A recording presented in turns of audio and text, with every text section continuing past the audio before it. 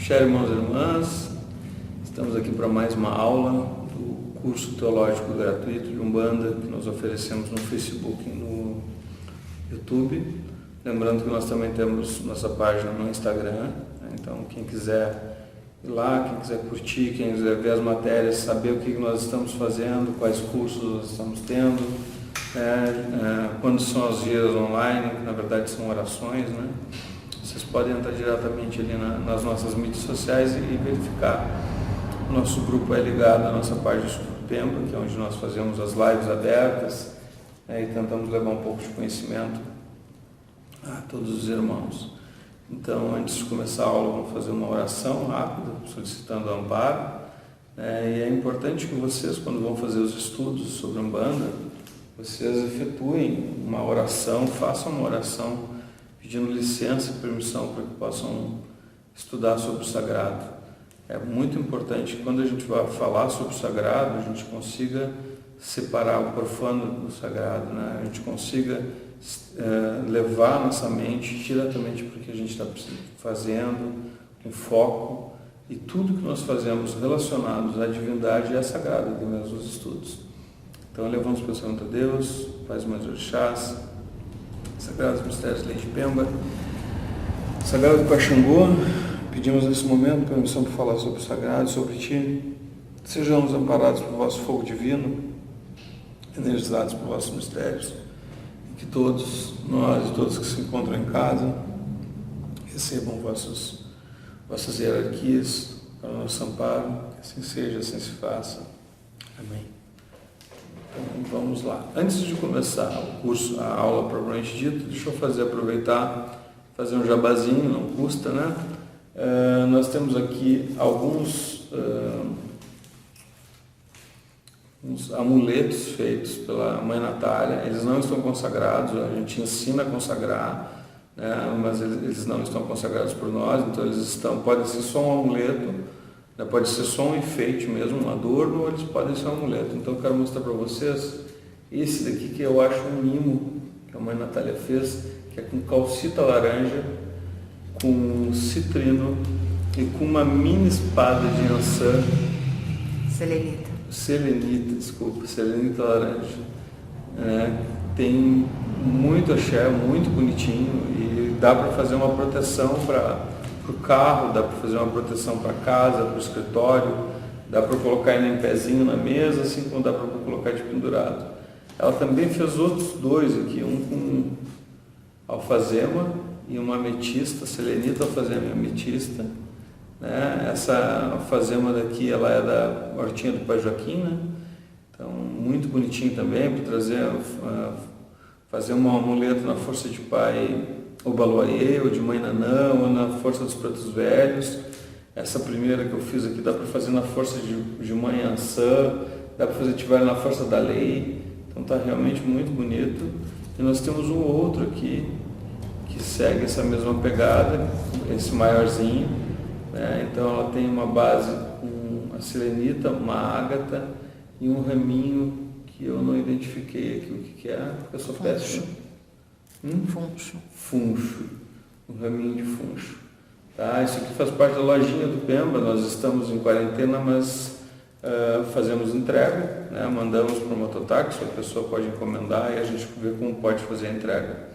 Outra coisa que nós fazemos muito, além das guias de pedra, que nós nesse momento não temos como fazer encomendas de guias de pedra por causa da quarentena. Então, as lojas que vendem pedras, a gente só trabalha com pedra verdadeira, com pedra original, então não tem como fazer, mas nós temos prontos algumas pulseiras ainda, né? Então, essa aqui é uma pulseirinha de jaspe vermelho e olho de tigre, então dá para ativar aí na força de Paxangô, que é o trabalho que nós faremos hoje. E lembrando também ainda da lojinha que nós temos muitos livros, né? Trabalhamos com livros, então eu vou indicar para vocês 3 livros, agora no momento é importante. Obviamente, o livro de Teologia de Umbanda Sagrada, que faz parte dos estudos, né? A gente pede que todos tenham, né? E é importante que seja em livro. Eu não ganho, é claro, se eu vender na loja eu ganho algum dinheiro, mas quando eu falo livros, é muito comum nós, umbandistas, muito comum nós brasileiros baixarmos esse livro diretamente em PDF, até para não gastar dinheiro. Então, ok, entendo que quem não tem condições alguma de comprar, não vou falar que não devo fazer isso, porque é melhor estudar do jeito que der, mas quem puder comprar, é importante a gente lembrar que se nós queremos trabalhar com o sagrado, não devemos incorrer no erro de roubar o direito autoral de alguém. Então, esse livro teve alguém que escreveu, teve alguém que produziu, então é importante ter ele em mãos, além de que o livro ele tem a função de estudar. Esse livro aqui é feito para se abrir, riscar ele, anotar dúvidas, né? Então, esse aqui é o livro de estudos, nós temos alguns para vender ainda. E como nós teremos, agora, esse final de semana, no outro, nós teremos um workshop de Exu Mirim, e no outro final de semana, que dia vai ser o de firmezas? 19 de abril, workshop de Exu Mirim e Firmezas de Exu, dia 26 de abril. Na verdade, é o lançamento, tá? Porque fica ativo ainda por um mês. Então, nós estamos ainda ativo o de ervas, tá? Que nós tivemos domingo agora, passado. Né? E nós teremos de Exu Mirim, então, dia 19, e o outro é dia? 26. Então, nós temos esse livro daqui que é importantíssimo para quem é um bandista ler.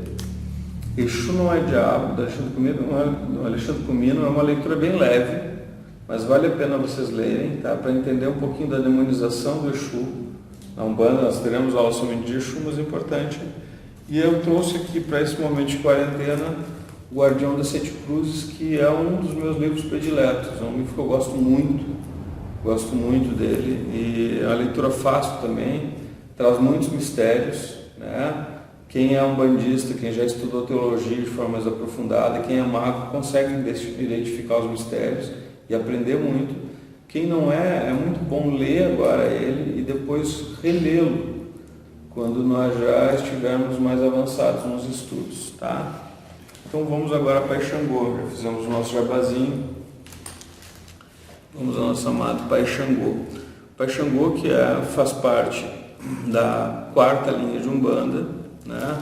Se não me engano, essa aula é a aula número 8. E Pai Xangô é o próprio sentido da justiça divina, né? Quando nós falamos, é muito comum nas ordens, nas orações, nós clamarmos a lei maior e a justiça divina. Justiça divina é Pai Xangô. Ele é esse sentido judiciário de Deus. É Ele o Senhor da razão, né? Quando nós falamos de Pai Xangô, nós estamos falando da razão divina. Nós estamos falando dos seus fatores racionalizadores, equalizadores. Então ele vai possuir esse sentido de trazer tudo para o seu centro, para o seu eixo, né? Não é à toa que, se nós olharmos as 7 linhas de Umbanda, ele se encontra na quarta linha, no centro, porque ele é o racionalizador, é ele que coloca tudo no seu caminho do meio, é ele que coloca no caminho do meio. Se nós temos a linha reta em algum, Pai Xangô é aquele que nos equaliza, que nos equilibra. Então esse é o fator equilibrador, é um fator muito importante, né? Que permite, e esse, quando eu falo fator equilibrador, ele está em tudo. Quando nós falamos de um fator divino de um orixá, nós não podemos simplesmente isolá-lo e colocá-lo somente numa das ações naturais da nossa vida. Então, Xangô é a justiça divina. E é só isso que um bandista ativa ele. E é muito engraçado, porque Pai Xangô é um dos orixás mais conhecidos, todos sabem da sua importância e todos relegam a ele somente o aspecto judicial. E ele não é só isso. Se nós formos observar, nosso corpo ele possui uma temperatura. Então, o nosso corpo, o corpo humano, ele fica ali na faixa de 36,5, sua temperatura normal. É Pai Xangô que equaliza essa temperatura. É o seu fator equilibrador que no nosso corpo mantém todas as taxas equilibradas, mantém a nossa temperatura corporal. Então, a importância de Pai Xangô não é somente a judicial, ele possui muitos fatores equilibradores.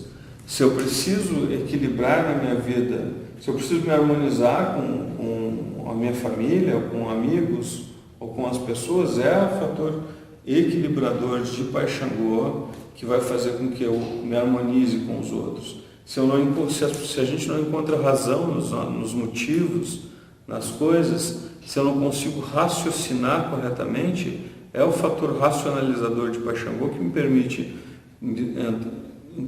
chegar ao meu eixo, e este eixo fazer com que eu consiga me equilibrar, que eu consiga racionalizar meus pensamentos, concatenar os meus pensamentos.